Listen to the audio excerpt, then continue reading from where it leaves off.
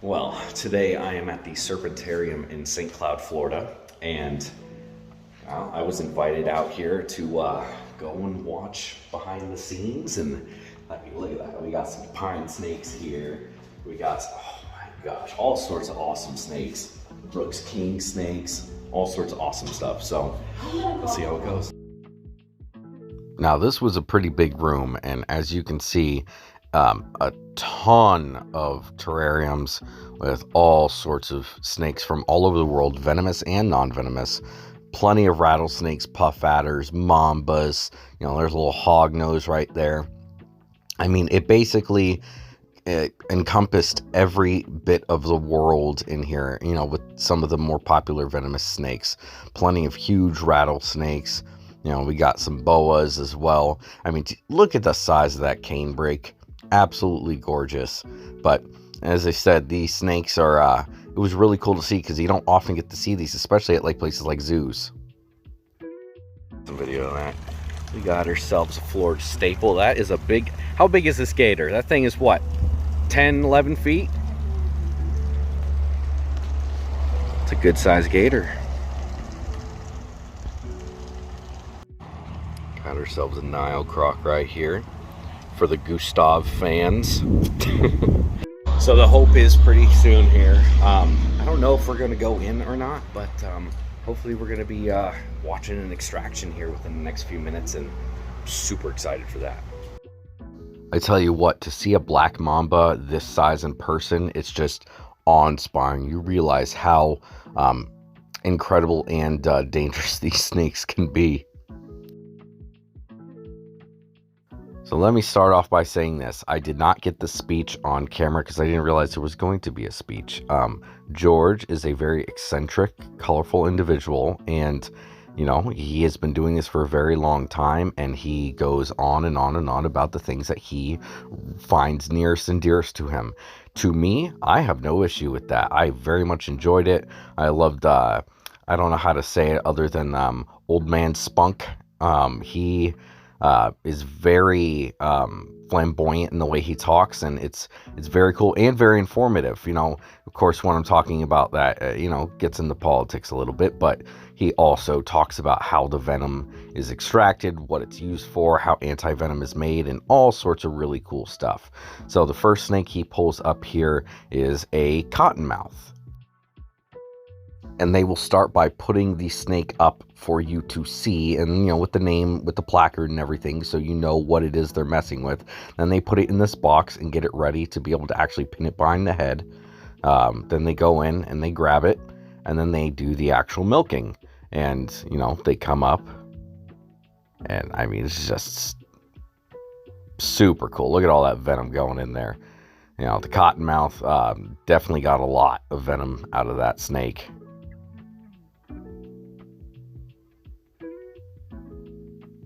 Awesome. Now, the second snake he milked here was an eastern coral snake, and he did go into great detail about their fangs and how their venom works, and he told this really incredible story of a guy who knew that got bit by one, and it took 10 hours for the venom to take effect. And at first, when he put the snake down, it just didn't move, and then all of a sudden it started acting like a coral snake. But he said he's never been bit at or struck by a coral snake, and he just literally goes in there and just picks it up. I mean, man obviously has more cojones than I do. I would definitely not do this, and I don't recommend you guys at home doing this at all.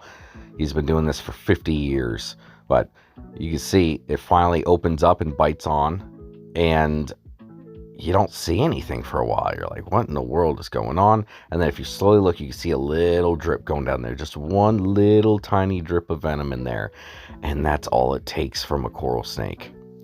Now, the next snake that George brought out was, one that if you guys have seen George before, it might have been from this particular snake. I don't know if this was the same exact one that has bit him. Sorry for the glare. The glass, there was a lot of glare on it. But this is an eastern diamondback. And as you will see here in a second, he pulls this snake out. And, I mean, this is, honestly, this was the coolest extraction. I'll tell you that much. He pulls this thing out, and just look how dramatic this is. just bam, bam, bam, bit multiple times. He walks the fangs forward, and then he makes sure that he puts on a show for you. That's one thing George is good at. He can get the snakes to do kind of what he wants them to do, and he puts on a show. Yeah, that's why you don't want to free handle a diamondback. Look at all that venom. That's insane. So these next snakes that are brought out were actually, these were both monocle cobras, and this is the one that actually ends up getting milked. Not really a showy snake, doesn't really hood up. He shows it off for a bit, and then he ends up putting it away. But the next snake that George brings out, now that one was a showy snake. George brings this snake out because he knows that's what people want to see, is a cobra hooding up. So he brings the snake out. It's just staring at everybody. I mean, it's a beautiful albino monocle cobra. And he just, as I said, shows it off.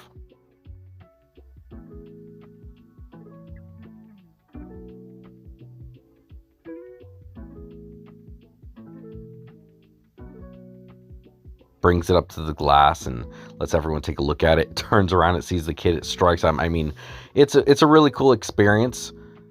And he makes sure that everybody gets an opportunity to get a photo and, you know, some video of it, whatever they wanted. You know, you can say what you want to about whether or not that's the best way to handle it. You know, George has been doing this for a very long time, and if that's the way he does it, that's the way he does it.